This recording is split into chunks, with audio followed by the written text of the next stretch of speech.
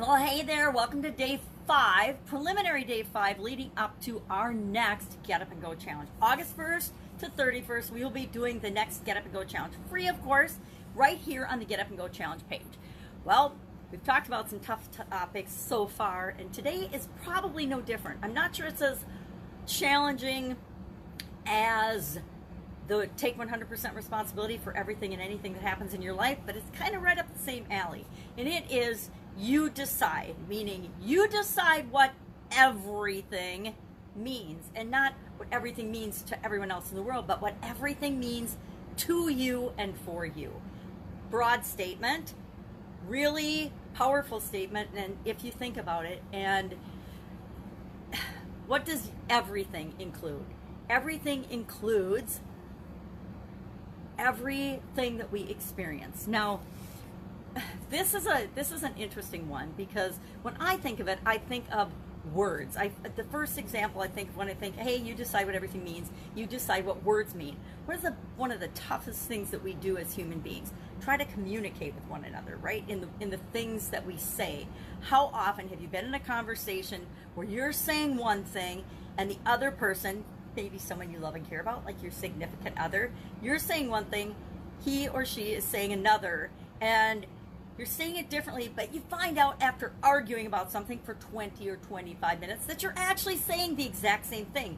You're in agreement, but since you're saying it differently and you're using words that have different meanings to each of you, you think that you're saying something different, but you're actually arguing for the same thing. I can't tell you how many arguments and discussions, lively debates my ex-husband and I had over topics where we were like at each other's throats, but we actually at some point we'd stop and we'd be like, oh my God, we are actually agreeing on this topic. We're saying the exact same thing, we're just saying it in different ways. Maybe if we figured that out sooner in our marriage, we wouldn't be divorced. I doubt it, we'd still be divorced.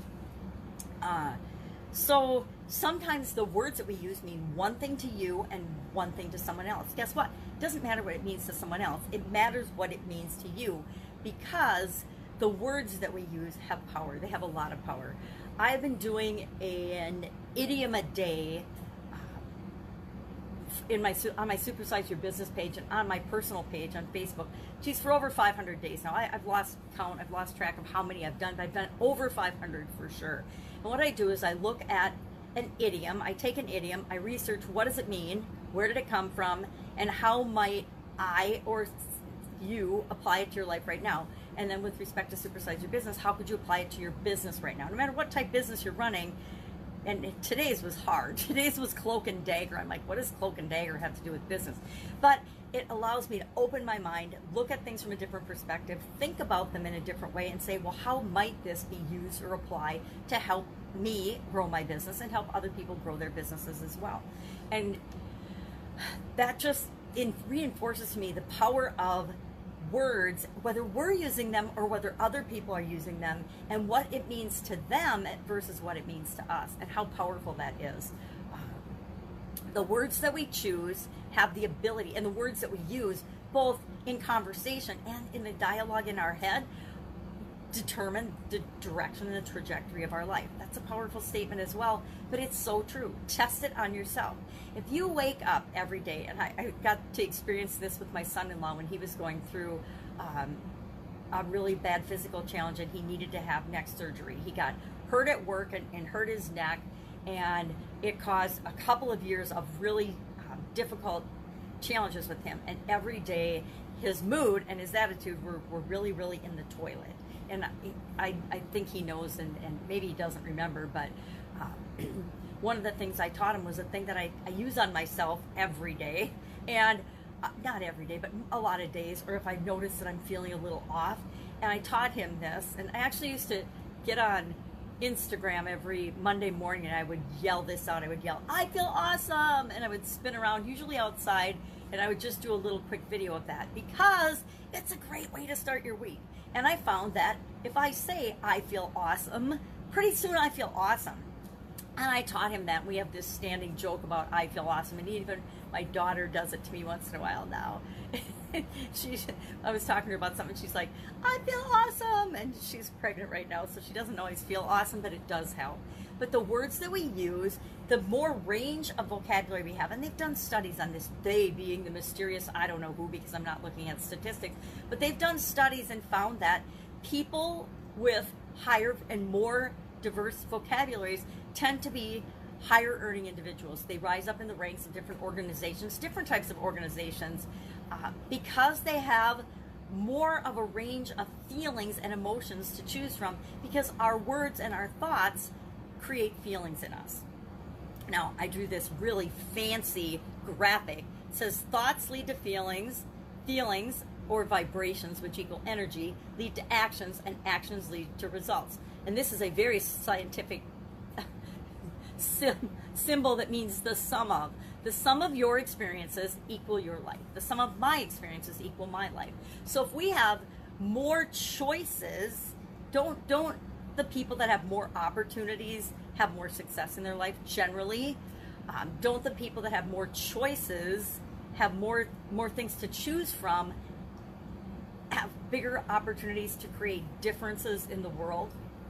So the feelings that, the thoughts that we have, that the words that we use trigger or impact in us, have the ability to positively impact our life or negatively impact our life, right? If I'm saying that everything is awful and I'm judging and thinking about all the problems in the world, I'm going to feel worse about my situation and my life than if I'm thinking about all of the gifts and all the wonderful things and all the beauty and all the amazing things and all the blessings that are in the world. If I'm grateful for the things in my life, I'm going to create more of them.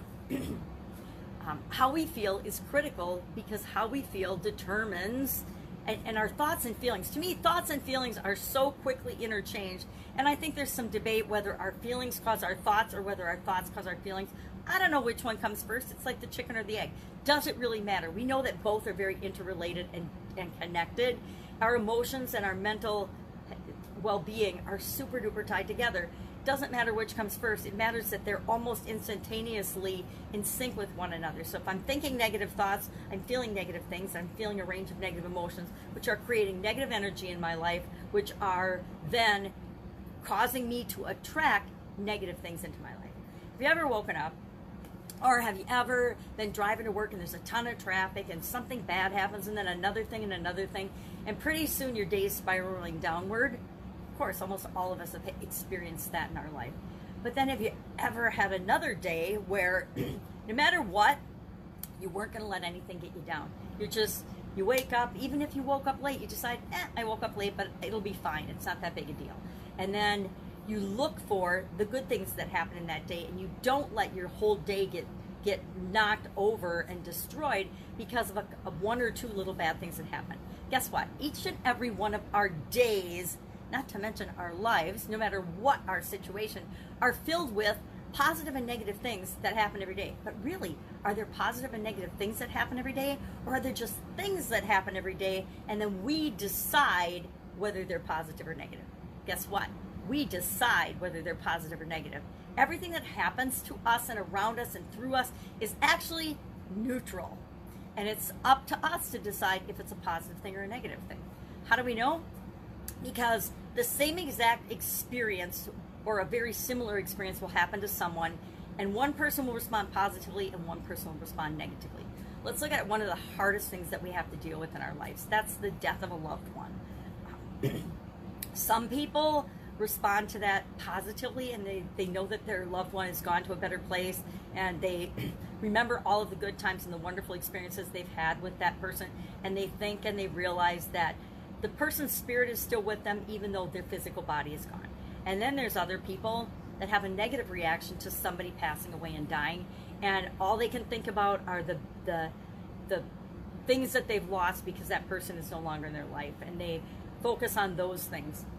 It takes them a lot longer to grieve and move on with their life when they're focusing on the negative and the things that have gone wrong because that person is no longer with them. I don't know if that's a great example, but I think we can all think of our own examples of that. But the truth is, you and I, each one of us, decide what every event, what every feeling, what every emotion, everything that we experience means to us. If it makes us feel good, it moves us toward what we want. If it makes us feel bad, it's moving us away from what we want.